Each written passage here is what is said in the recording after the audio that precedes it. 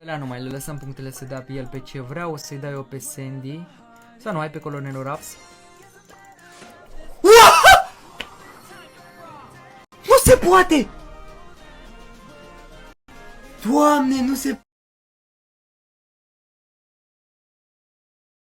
6 iteme, în sfârșit, dar să nu fie Gage sau Star Power, sau Par Tower.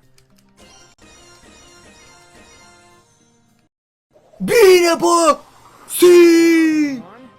În sfârșit cu 00450 legendară, dude! Asta înseamnă, bă, norocul, mă, asta înseamnă norocul, mă. Dude, șansă nesemnificată.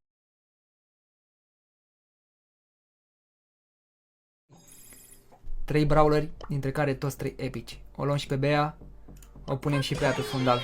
Deci asta trebuie, când am luat pe colonera, asta trebuie să-l pun pe fundal. Să atrag un brawler nou mai rapid. D-box. Ia, să nu zici că e un brawler nou. Nu se poate așa ceva și bă, ești nebun de apă. Doamne, nu vine să cred așa ceva. Nu vine să cred așa ceva, am spart set.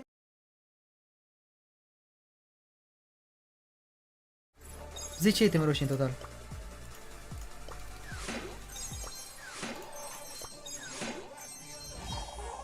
One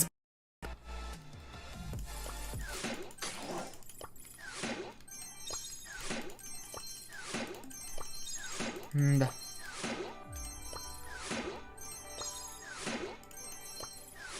Item roșu?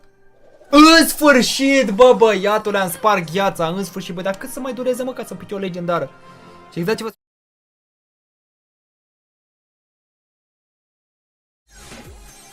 Țin să cred asta. Item roșu?